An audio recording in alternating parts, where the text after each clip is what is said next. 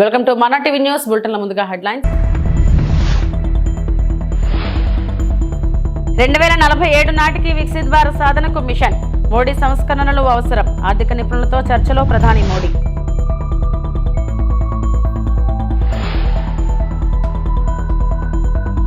విద్యుత్ ఛార్జీలు తగ్గించిన తొలి రాష్ట్రంగా ఏపీ. 2025లో చరిత్ర సృష్టి.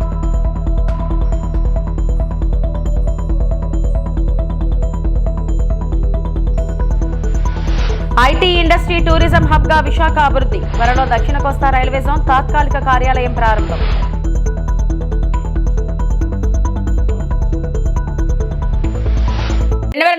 నాటికి వికసిత్ భారత్ దార్శకతను సాధించడానికి, దీర్ఘకాలిక వృద్ధిని కొనసాగించడానికి విభిన్న రంగాలలో మిషన్ మోడ్ సంస్కరణలకు ప్రధానమంత్రి నరేంద్ర మోడీ మంగళవారం పిలుపునిచ్చారు.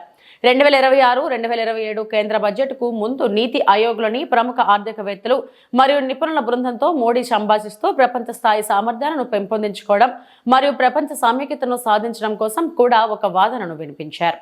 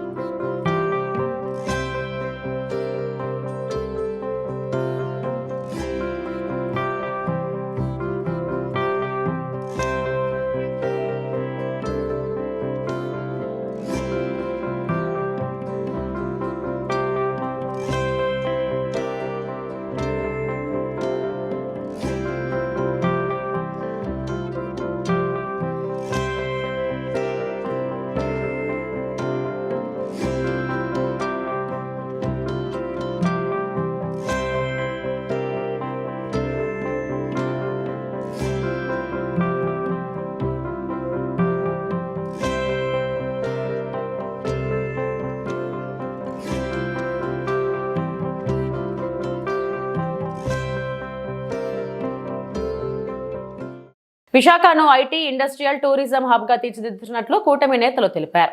త్వరలోనే దక్షిణ కోస్తా రైల్వే జోన్ తాత్కాలిక కార్యాలయం ప్రారంభించినట్లు గెజిట్ నోటిఫికేషన్ విడుదలకు కసరత్తు చేస్తున్నట్లు వెల్లడించారు. కేంద్రం సహకారంతో స్టీల్ ప్లాంట్ ను లాభాల్లోకి తీసుకెళ్లేలా చర్యలు చేపట్టామన్నారు. విశాఖపట్నము రాష్ట్ర అభివృద్ధిలో జరిగిన అప్డేట్స్ అండ్ లోకల్ ఇష్యూస్ మీద మా వేరే నాయకులు కూడా వాళ్ళ అభిప్రాయాలు, వాళ్ళ డెవలప్మెంట్స్ ఇస్తారండి. సో ప్రధానంగా ఈసారి పార్లమెంటు ఒక వీక్ కట్ అయింది. 4 వారాల నుంచి 3 వారాలకే కట్ అయింది. దాంట్లో కూడా మన నాయకులు లోకేష్ గారు, బాబు గారు రావడము, అనేక మంత్రుల్ని కలవడం వల్ల రాష్ట్రానికి సంబంధించి చాలా ఇష్యూస్ని కవర్ చేశారు. అట్లాగా వాళ్ళ దాని గురించి ప్రస్తావించారు కాబట్టి దాని గురించి నేను మళ్ళీ మాట్లాడను. ప్రత్యేకంగా ఇక్కడ రైల్వేస్ గురించి రైల్వేస్ మంత్రి గారిని కలిసినప్పుడు ఇక్కడ జోనల్ ఆఫీస్, టెంపరీ ఆఫీసు మన డెక్లో పూర్తయిపోయింది. అతి త్వరలో దాన్ని ప్రారంభించాలని మంత్రి గారిని కోరడం జరిగింది. ఆయన కూడా నెక్స్ట్ 1-2 మంత్స్లో టైం చూసుకుని వస్తానని చెప్పారు. అది కాకుండా గెజెట్ ఇష్యూయింగ్ అండ్ జోన్ ప్రారంభించడం కూడా ఆయనతో చేస్తే ఇప్పుడు వర్క్ చాలా ముందుకు వచ్చింది. We'll do it very soon అని చెప్పారు. నేను రిక్వెస్ట్ చేసింది ఏంటంటే, సార్ ఆ జోనల్ ఆఫీస్ ఓపెన్ చేసే టైంకే మనం చేసేస్తే బాగుంటుంది, so please work it out sir అని అడగడం జరిగింది. అండ్ కొందరు పిహెచ్ఓడీస్ కూడా అపాయింట్ చేశారు రీసెంట్గా. That is one side. Second, ఇప్పుడు రైల్వే స్టేషన్ మొన్న విజిట్ చేసాము. రైల్వే స్టేషన్ ప్రాజెక్ట్ మీ అందరికీ తెలుసు, ఒక ఇంచుమించు 500 కోట్లతో అవార్డు అయింది. కోర్టులో ఒక లిటిగేషన్ వల్ల 1 సంవత్సరం పోగొట్టుకున్నాము.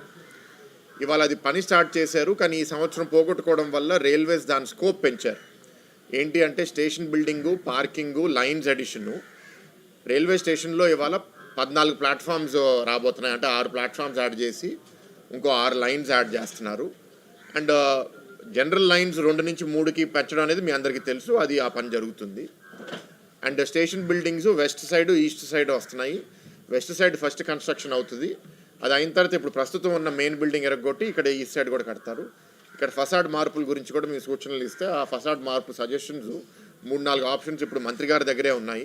అన్ని స్టేజ్లు దాటేసి మంత్రి గారు ఫైనల్ అయిన వెంటనే ఫసాడ్ కూడా క్లియర్ అవుతుంది. వెస్ట్ సైడ్ ఏరియాలో ఒక ఇంచుమించు ఒక 1500 బైక్లు, 350 కార్లకి పార్కింగ్ కూడా సృష్టించబోతున్నారు.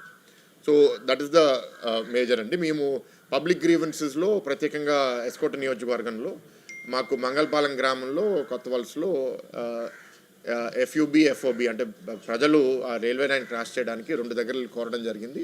అది ఎన్నో నెలల నుంచి నన్ను అడుగుతున్నారు. సో దాని గురించి కూడా ప్రస్తావిస్తే అది నోట్ చేశారు. నెక్స్ట్ అండి, స్టీల్ ప్లాంటు స్టీల్ మినిస్టర్ గారిని కలిసినప్పుడు ఇంత డబ్బులు ఇచ్చాము అండ్ ఇది చేసిన తర్వాత అక్కడ మేనేజ్మెంట్ ఫెయిలియర్ వల్ల మనము సఫర్ అయితే ప్రాబ్లం అవుతుంది.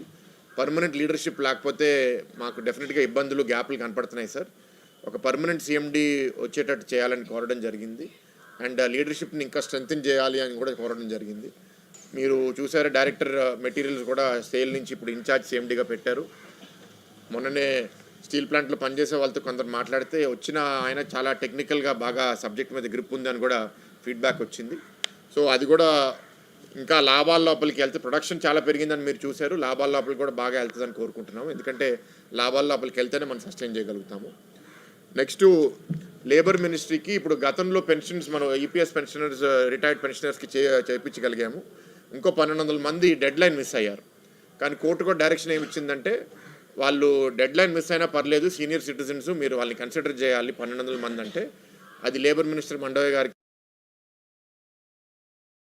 దేశ చరిత్రలో మొదటిసారిగా 2025 సంవత్సరంలో విద్యుత్ ఛార్జీలను తగ్గించిన రాష్ట్రంగా ఆంధ్రప్రదేశ్ నిలిచిందని రాష్ట్ర మంత్రి గొట్టిపాటి రవికుమార్ వెల్లడించారు. సాధారణంగా ప్రతి సంవత్సరం విద్యుత్ ధరలు పెరుగుతుంటాయని, అయితే ప్రజలపై భారం తగ్గించేందుకు రాష్ట్ర ప్రభుత్వం సాహసోపేతమైన నిర్ణయం తీసుకుందని తెలిపారు. విద్యుత్ రంగంలో సంస్కరణలు చేపట్టి నిర్వహణ వ్యయాలను తగ్గించడం ద్వారా ఈ నిర్ణయానికి ప్రభుత్వం వచ్చిందని మంత్రి వివరించారు. ముఖ్యంగా చిన్న తరహా వినియోగదారులు, మధ్యతరగతి కుటుంబాలకు ఇది ఎంతో ఉపశమనం కలిగిస్తుందన్నారు. దేశ చరిత్రలో ఎప్పుడు జరగనట్టు ట్రూ అప్ నుంచి ట్రూ డౌన్ చేశాం. దాదాపు 13 పైసలు తగ్గించాం. ఈ ప్రభుత్వం ఉద్దేశం ఏంటంటే చాలా పెద్ద ఎత్తున కరెంటు బిల్లు తగ్గాలి. కరెంటు గత ప్రభుత్వం లాగా ఇచ్చిన అవకాశంలో 5 సంవత్సరాల్లో 9 సార్లు కరెంటు బిల్లు పెంచారు. ఇప్పుడు మేము సంవత్సరం 8 నెలలు అయింది ఈ ప్రభుత్వం అధికారంలోకి వచ్చి, ఎక్కడ కూడా కరెంటు బిల్లులు అనేది పెంచలేదు. చాలా పెద్ద ఎత్తున సూర్య గారి కార్యక్రమం తీసుకుని తద్వారా కరెంటు ఉత్పత్తి చేసుకునే అవకాశం ఈ ప్రభుత్వం, కేంద్ర రాష్ట్ర ప్రభుత్వాలు అవకాశం ఇచ్చింది. తద్వారా ఎస్సీ ఎస్టీలకు అయితే ముఖ్యంగా కోట్లాది రూపాయలు ఖర్చు పెట్టి ప్రతి ఇంటిపైన ఉచితంగా సోలార్ పెట్టాలనే ఉద్దేశంతో ఈ ప్రభుత్వం ప్రయాణం చేస్తుంది.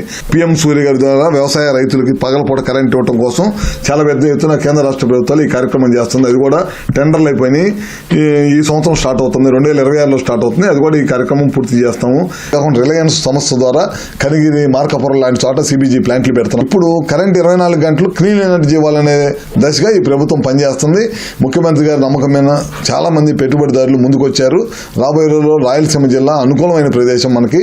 ఆ ప్రదేశం మొత్తం కూడా సోలార్, విండ్, పిఎస్పీలు, పంపుడ్ స్టోరేజీ, అదేవిధంగా బ్యాటరీ తోటి కూడా అందుబాటు చేసే కార్యక్రమం కూడా చేస్తాం. ఈ విధంగా కనుక మన బ్యాటరీలో కానీ స్టోర్ చేసుకుని కనుక ఇస్తే కనుక మనం పవర్ పర్చేసెస్ చాలా పెద్ద ఎత్తున తగ్గించుకోవచ్చు. తద్వారా పవర్ బిల్లు కూడా తగ్గించవచ్చు, నాణ్యమైన విద్యుత్తుని ప్రజలకు అందించవచ్చు. అనంతపురం జిల్లా తాడిపత్రి టీడీపీ పట్టణ అధ్యక్షుడిగా టాటా హజీని ఏకగ్రీవంగా ఎన్నుకున్నారు. ఎన్నికైన టీడీపీ నూతన అధ్యక్షుడు టాటా హజీ తన అనుచరులతో బైక్ ర్యాలీగా బయలుదేరి జేసీ నివాసానికి చేరుకుని మున్సిపల్ చైర్మన్ జేసీ ప్రభాకర్ రెడ్డిని మర్యాదపూర్వకంగా కలిశారు. తనను నమ్మి ఈ పదవి వచ్చినందుకు కృషి చేసిన సందర్భంగా ఎమ్మెల్యే జేసీ అస్మిత్ రెడ్డికి, మున్సిపల్ చైర్మన్ జేసీ ప్రభాకర్ రెడ్డికి ప్రత్యేక ధన్యవాదాలు తెలిపారు. అనంతరం టీడీపీ పట్టణ అధ్యక్షుడు టాటా హజీని మున్సిపల్ చైర్మన్ జేసీ ప్రభాకర్ రెడ్డి సాల్వా కప్పి ఘనంగా సన్మానించారు. నీకెంత ఓటు హక్కు ఉంది, నాకంతే ఆ ఓటు హక్కు ఉంది. ఆడికి పోయి అంత క్యూలో నిలబడాల్సింది కానీ కదా ఏం తెలుసుకో. ఊరే ప్రెసిడెంట్ అయినా మన ఊరే మేలు అనుభవించు. వేరే వాళ్ళకన్నా ఈ ఊరు చాలా మేలు, చాలా మేలు, చాలా మేలు. ఎందుకంటే ప్రతి ఒక్కరు పలుకుతారు, ప్రతి ఒక్కరు పనిచేస్తారు. మన ఊరే సపరేట్ రా.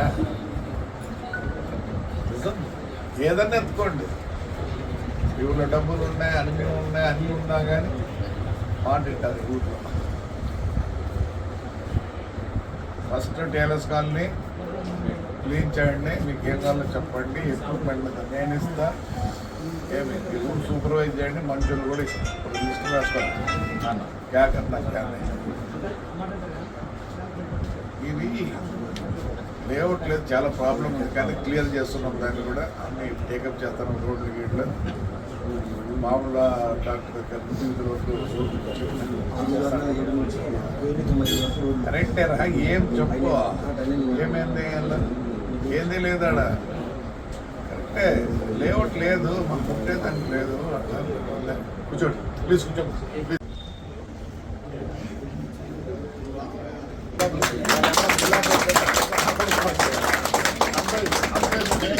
అబ్బాయి నేనే పోతా అంట.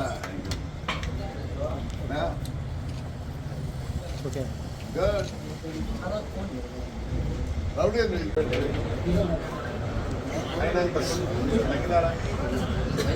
బలం వాని బలం నాకు వాని బలం తగ్గింది, మీ బలం లేకపోయినా మేము మంచి పేరు తెచ్చుకోండి కాబట్టి బ్రహ్మాండంగా ఇస్తాను. ఐడియా గవర్నమెంట్ చదువుతారా, ఎప్పుడు చదువుతారు, ఏం చేయాలని మనకు రేపు సంవత్సరం వచ్చే మనకు టైం లేదు. ఈ కాన్స్టిట్యున్సీ ఈ ఊరు గురించే తప్పన్నా చేస్తాము, చేపిస్తాము. చెప్పి ఈ ఊరే సపరేట్ ఏందో ఉంది, ప్రత్యేకత ఉంది. చూడండి 26 ఇట్లా టైంలో అంత రాశారు. సోలార్ 2 నెలల ఓపెనింగ్ 2 నెలలకు అయిపోతుంది. ఎల్జీగా కూడా మన అండర్గ్రౌండ్ డ్రైనేజ్ వాళ్ళకి లీటర్ 5 రూపాయలు తగ్గినాం. ఇట్లా షాపింగ్ అంతా చేయాలని చూస్తాను. టైం లేదు మనకి. వేరే వాళ్ళతో తగ్గు వేసుకోవడానికి పట్టాడు. ఇంప్రూవ్మెంట్ రేపు 1వ తేదీ ఆడ కూర్చుంటాను నిరాదీశంగా. ఎందుకు నా కొడగలారా మీకు చెప్పింది ఇంటారు. పొద్దున కోపం నా కొడుక్కి యాలి పూగని ఈ ఊరు మమ్మల్ని ఇంత పెద్ద చేసిందిరా. నేను బ్రహ్మాండంగా చేద్దాం. ప్రతిదీ బ్రహ్మాండంగా చేస్తాను, ప్రతిదీ బాగా చేస్తాను. గుళ్ళు కానీ, దర్గాలు కానీ, చర్చలు కానీ అన్నీ టేకప్ చేద్దాం. ఎక్కడ లేని విధంగా తాడిపోతుంది. వేరే వాళ్ళకు ఇసుక దిగపోదామా, ఏరా ఇసుక అమ్ముదామా, టైం లేదురా. మనం పని చేశాను. రైట్, సహకరించండి వానికి. నువ్వు కూడా వాళ్ళకి కలుపుతాను. దయచేసి ఈ కాలంలో పరుపుతే తప్ప నీ డబ్బు నీ దాహం అంత పని చేసి దిగ. నేనే వద్దన్నారా కుడినా బాగుపడుతుంది. అంత ఉండిన పొరుగు వాళ్ళతో ఉండదు.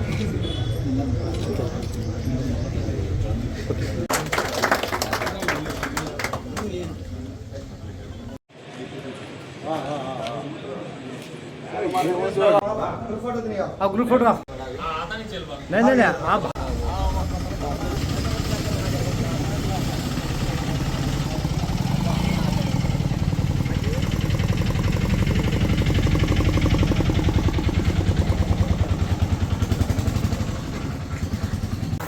అందరికీ నమస్కారము. నాకు తాడిపత్రి తెలుగుదేశం పార్టీ టౌన్ ప్రెసిడెంట్గా చేసినందుకు ఎమ్మెల్యే జేసీ అస్మిత్ రెడ్డి గారికి, మున్సిపల్ చైర్మన్ జేసీ ప్రభాకర్ రెడ్డి గారికి ధన్యవాదాలు తెలుపుతున్నాను. ఇంత పెద్ద బాధ్యత నాకు అప్పగించినందుకు నమ్మకము కాకుండా పనిచేసి అందరికీ సహకరిస్తానని చెప్పి కోరుకుంటున్నాను. ఇంకొక విషయము ఏమంటే, ప్రతి ఒక్కరూ నాకు తెలుగుదేశం పార్టీ టౌన్ ప్రెసిడెంట్గా ఎన్నుకున్న వారికి ప్రతి ఒక్కరికి ధన్యవాదాలు, పేరు పేరున ధన్యవాదాలు తెలుపుతున్నాను. నెల్లూరు వైఎస్ఆర్ కాంగ్రెస్ పార్టీ జిల్లా కార్యాలయంలో వైసీపీ నెల్లూరు నగర నియోజకవర్గ ఇన్ఛార్జ్ ఎమ్మెల్సీ చంద్రశేఖర్ రెడ్డి పాత్రికేయ సమావేశంలో మాట్లాడుతూ 13వ డివిజన్లో ఒక పేద దళిత మహిళ బాత్రూమ్ ని మున్సిపల్ కమిషనర్ దుర్మార్గంగా కూలగొట్టారని, కేవలం మంత్రి నారాయణకు ఓటు వేయలేదన్న కక్షతోనే ఈ విధంగా కూల్చివేశారని అన్నారు. 15వ డివిజన్ వైసీపీ నేత బాలకృష్ణారెడ్డికి చెందిన 2 కోట్ల విలువ చేసే ఇంటిని దుర్మార్గంగా జేసీబీతో పడగొట్టారని, అలాగే 51వ డివిజన్లో వైసీపీ నేత సౌరి దుకాణాలను నిలువునా కూల్చివేశారని ఆగ్రహం వ్యక్తం చేశారు. ఇది మంత్రి నారాయణ చేసిన దుర్మార్గాలు, దారుణాలు కావా చెప్పాలన్నారు. మీరు ఇబ్బందులు పెడతా ఉంటే నేను ఇంకొన్ని ఎగ్జాంపుల్స్ చెప్తానండి. ఎంత అరాచకం జరుగుతూ ఉంది నెల్లూరులో అనేది. 13వ డివిజన్లో చింతారెడ్డిపాలెం ఉందండి, మీ అందరికీ తెలుసు. నారాయణ మెడికల్ కాలేజీకి కోతబెట్టు దూరం పక్కనే వాళ్ళ గోడ ఆనుకొనే ఉంటుంది. ఈ ఇల్లు అండి, ఇదిగోండి ఇంత ఇల్లు. ఇది 1 సెంటు స్థలంలో 5 అంకణాల ఇల్లు. ఇది ఈ ఇల్లు విడ్త్ అనమాట. ఇది 5 అంకణాలు, పూత పని కూడా చేసుకోలే పాపం, అంత పేదవాళ్ళు. వాళ్ళు ఇక్కడ మహిళలు వాళ్ళ ఇంట్లో ఉంటే స్నానం చేయడానికి చిన్నదండి, ఒక మనిషి నిలబడుకుంటారు దాంట్లో, ఆ బాత్రూంలో. రోడ్డుకి అడ్డంగానే ఏం లేదు, ఒక చిన్నది, ఒక మనిషి నిలబడుకొని స్నానం చేయొచ్చు అంతే. అంత చిన్న బాత్రూమ్ కట్టుకున్నారు. 5 అంకణాలండి, అంటే 1 సెంటు కంటే తక్కువ. అంత చిన్న ఇంటికి ఆనుకొని రోడ్డుకి అడ్డం కూడా లేకుండా ఒక చిన్న బాత్రూమ్ మహిళలు వేసుకునే దానికి వేస్తే దాన్ని జేసీబీ పెట్టి మున్సిపల్ కమిషనర్ పంపించి దాన్ని కొట్టించేసినారు. కేవలం ఏంటంటే వాళ్ళకు ఓటు వేయలేదంట నారాయణ గారికి. ఇంతే కాదండి, ఆ అమ్మాయి ఒక జాబ్ చేస్తూ ఉంటే, ఒక ఉద్యోగం చేస్తూ ఉంటే ఆ ఉద్యోగాన్ని కూడా తీయించేసినారు. ఇంత 5 అంకణాల స్థలంలో ఒక పేద ఎస్సీ మహిళ ఒక ఇల్లు కట్టుకొని చిన్న బాత్రూమ్ స్నానం చేయడానికి అడ్డం లేకుండా కట్టుకుంటే మీరు జేసీబీ పెట్టి దాన్ని కొట్టించేసినారు. ఇంతకంటే అరాచకం ఏదైనా ఉంటుందా? మీకు తెలుసు బాలకృష్ణారెడ్డి, మేము అప్పుడు ఇష్యూ కూడా చేసినాం. సుమారుగా 2 కోట్ల రూపాయల ఇల్లుని దారుణంగా జేసీబీలను పెట్టి కొట్టించేసినారు. 50వ డివిజన్లో సౌరి వైఎస్ఆర్సీపీ కార్యకర్త, అతను మాంసం అమ్ముకుంటున్నారండి అక్కడ, దాన్ని బీఫ్ అంటారు. వాళ్ళు ఏదో ఆ ఏరియాలో తింటారండి, వాళ్ళు అక్కడ తప్పు కాదు, చేస్తుంటారు. అంగడి ఉంది, ఉంటే చాలా షాప్స్ ఉంటాయి అక్కడ. ఈ షాపుని జేసీబీ పెట్టి ఆ షాపుని పగలగొట్టించినారు. అదేమంటే అక్కడ పార్కు కడతాడంట, ఆ చుట్టుపక్కల ఉండేదంతా స్లమ్. ఎవడు కూడా పార్క్ అక్కడ అంత స్థలంలో పార్కులోకి వెళ్ళి వాకింగ్ చేసేవాడు ఎవడు ఉండడు. వాళ్ళకి ఇంకా ఆ షాప్ అవసరం, ఆ ఏరియాలో ఆ షాప్ అవసరం. ఆ షాప్ని జేసీబీ పెట్టి కొట్టి చేశారండి. ఈ అక్రమాలు కదా, ఇవి దుర్మార్గాలు కాదా, అరాచకాలు కాదా? అసలు నారాయణ గారు నేను ఒకటి అడుగుతా ఉన్నాను, మీరు పబ్లిక్కి ఈ రాష్ట్రానికి మంత్రా లేకుంటే ఎన్టీవీకి మంత్రా? ఎన్టీవీకి, నేను తెలుగుదేశం పార్టీ అని కూడా అనట్లా, ఎన్టీవీకి మంత్రిగా ఉన్నారా? మీరు ఆలోచించుకోండి. ఎందుకు నేను ఎన్టీవీకి మంత్రి అని నేను అంటా ఉన్నానంటే, మీరు ఎన్టీవీ నారాయణ టీం, నేను ఎందుకు ఆ పేరు ఎత్తుతా ఉన్నానంటే,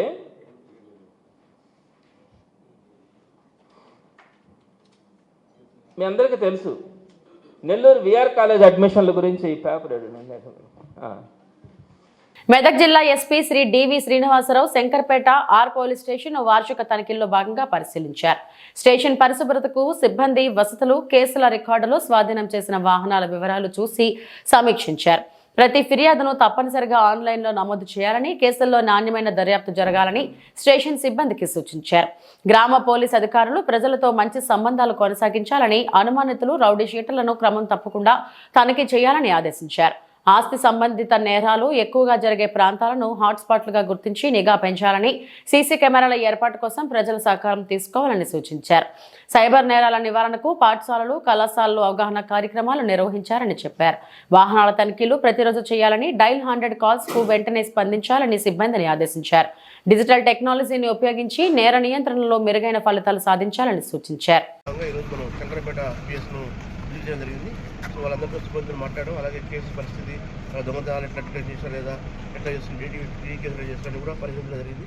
దాంతోపాటు అందరికీ తెలియజేసింది అంటే మనకు తెలుసు 31st వస్తుంది, రేపు 31st రోజు మనకు సీరియస్ అన్నీ ఉన్నాయి. మనకు పెట్టడం జరిగింది కండిషన్స్. ఎందుకంటే తాగి డ్రైవింగ్ చేస్తే మొత్తం యాక్సిడెంట్ అయ్యే అవకాశం ఉంది కాబట్టి మనం రేపు సాయంత్రం 8 నుంచే మనం జిల్లా వ్యాప్తంగా పూర్తి స్థాయిలో డ్రంక్ డ్రైవ్ కేసులు చేయడం జరుగుతుంది. దాంతోపాటు ప్రతి పికెట్లో ఇంపార్టెంట్ ప్లేస్లలో మా చరస్థానాల్లో కూడా మన పోలీస్ ప్రజెన్స్ ఉంటుంది. అందరికీ కోరేది ఏంటంటే ఇటు ప్లేస్లో డ్రంక్ డ్రైవ్ చేయొద్దు, ఇటు ప్లేస్లలో డ్రంక్ డ్రైవ్ కానీ లేకపోతే రేసింగ్ కానీ లేకపోతే స్పీడ్స్ కానీ చేస్తే మీకు ప్రమాదం జరుగుతుంది. దానికోసం మనం ప్రత్యేకంగా కెమెరాస్ కూడా పెడుతున్నాం, సీసీ కెమెరాస్ అలా కూడా గుర్తించడం జరుగుతుంది. కాబట్టి ఎవరు ఎక్కడ వాళ్ళు అక్కడ ఎవరింట్లో వాళ్ళు చేసుకుంటే బెటర్. అంతేగాని బయటకు వచ్చి తాగి డ్రైవింగ్ చేస్తే మాత్రం మీ మీద ఖచ్చితంగా చర్య తీసుకోబడుతుందని తెలియజేస్తున్నాం. చెన్నారావుపేట మండలం ఎల్లయ్యగూడెం గ్రామంలో అర్ధరాత్రి 2 గంటలకు తీవ్ర చలిలో యూరియా బస్తాల కోసం వేచి చూస్తున్న రైతులు. ఇది కాదా ప్రజల వద్దకు పాలన అంటే?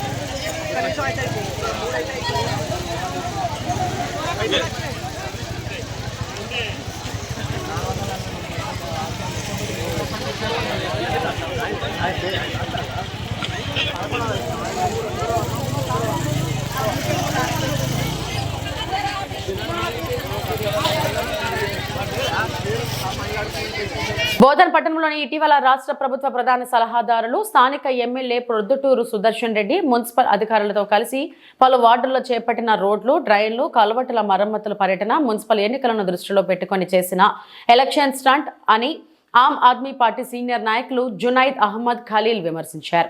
గత ఏడాది శక్కర్ నగర్ నుంచి తట్టికోట్కు వెళ్లే ప్రధాన రహదారిపై నిర్మిస్తున్న కల్వర్ట్ ఇప్పటికీ పూర్తి కాలేదని, అలాంటప్పుడు ఇప్పుడు అన్ని పనులు పూర్తి చేస్తామని చెప్పడం నమ్మశక్యంగా కాదన్నారు. ముఖ్యంగా ఈ కల్వర్ట్ తో పాటు వనియల్ టాకీస్ చౌరస్తా వద్ద ఏర్పాటు చేసిన కల్వర్ట్ ను పూర్తి చేయాలని మున్సిపల్ అధికారులకు ఆదేశాలు ఇవ్వాలని డిమాండ్ చేశారు. లేని పక్షంలో ఆప్ ఆధ్వర్యంలో ధర్నా చేపడతామని హెచ్చరించారు.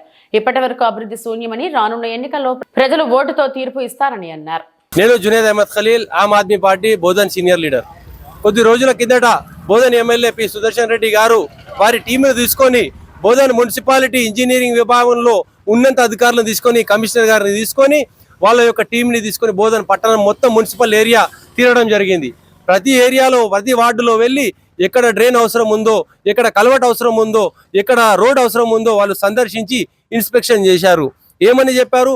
18 కోట్ల రూపాయల ఫండ్ రాబోతుంది, అది కరెక్ట్ అయిన జాగాలో పెట్టగలుగుతామా లేదా అది సందర్శించారు.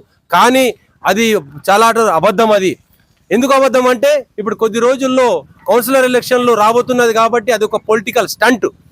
అదే మీరు కరెక్ట్గా ఉంటే 2 సంవత్సరాలు మీరు ఎమ్మెల్యేగా పూర్తయిన తర్వాత ఇక్కడ పక్కకు వెనక కనబడే ఈ కల్వర్టు సంవత్సరం దగ్గర దాటింది. ఈ సంవత్సరం దగ్గర 10 నుంచి 12 నెలలు అయినా కూడా ఒక్క కల్వర్టు పని పూర్తి కాలేదు. ఈ ప్రాంతానికి ఇది హెవీ బిజీ రోడ్. ఇక్కడికి వెళ్ళి అక్కడ దాకా మీకు దుమ్ము కనబడుతుంది చూడండి.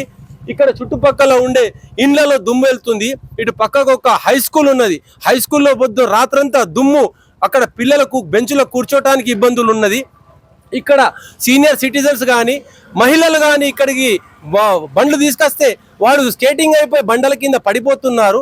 మరి మీరు 2 సంవత్సరం దాటినా ఈ ఒక్క కల్వర్ట్ పని పూర్తి కాలేదు. మరి ఒకటేసారి మీరు బోధన్ పట్టణాలు మొత్తం తిరిగి బోధన్ పట్టణ ప్రజలు ఒక పొలిటికల్ స్టంట్ అనేది చేశారు, కానీ పనితీరు మాత్రం మీరు చేయాలనుకునే శ్రద్ధలో లేరు. అదే నేను ప్రశ్నిస్తున్నా. మరి మీరు ఒక్క సంవత్సరంలో ఒక్క కావాలి కట్టలేని వాళ్ళు రాబోయే రోజుల్లో ఏం కడతారు? ఇవి ఇప్పటివరకు నా బులెటిన్ అప్డేట్స్. నమస్తే.